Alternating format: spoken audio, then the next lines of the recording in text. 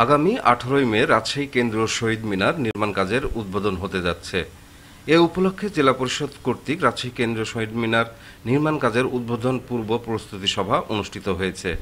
গতকাল সোমবার বেলা 11টায় জেলা পরিষদ কার্যালয়ে জেলা পরিষদের চেয়ারম্যানের কক্ষে এ সভা অনুষ্ঠিত হয়। সাবেক মেয়র মুক্তিযুদ্ধের সংগঠক আব্দুল হাদীর সভাপতিত্বে অনুষ্ঠিত সভায় বাংলাদেশ আওয়ামী লীগের জাতীয় কমিটির সদস্য ও মহানগর আওয়ামী লীগের সহসভাপতি এবং রাজশাহী জেলা পরিষদ চেয়ারম্যান বীর মুক্তিযোদ্ধা মীর ইকবাল উপস্থিত ছিলেন।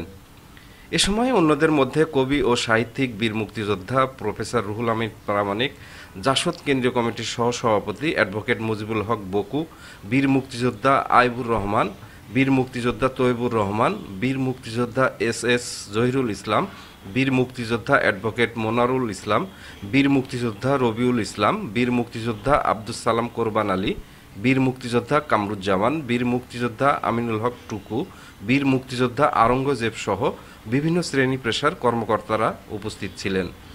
এ সময় সাবেক মেয়র আলহাজ আব্দুল হাদী বলেন, রাজশাহীর মানুষের দীর্ঘদিনের দাবি ছিল রাজশাহীতে একটি কেন্দ্রীয় শহীদ মিনার প্রতিষ্ঠা করা হোক।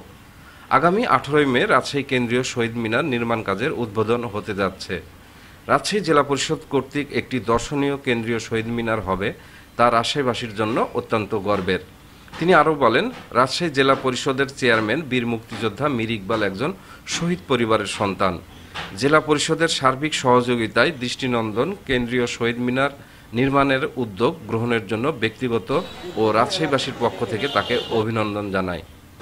এছাড়া অন্যদের মধ্যে রাজশাহী জেলা পরিষদের প্রধান নির্বাহী কর্মকর্তা রোজা হাসান, সহকারী প্রকৌশলী এজাজুল আলম, উপসহকারী প্রকৌশলী আনোয়ার হোসেন, হিসাবরক্ষক আব্দুল মতিন, সার্ভেয়ার আলিফ আলী, চেয়ারম্যানের ব্যক্তিগত সহকারী ফজলে এলাহি সোহেল ও সুলতান নূর আরিফিন সহ অন্যান্য কর্মকর্তা কর্মচারীবৃন্দ উপস্থিত ছিলেন।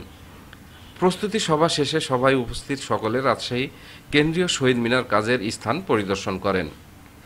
সেলিম উদ্দিন, ডেস্ক রিপোর্ট, নবরূপ টিভি।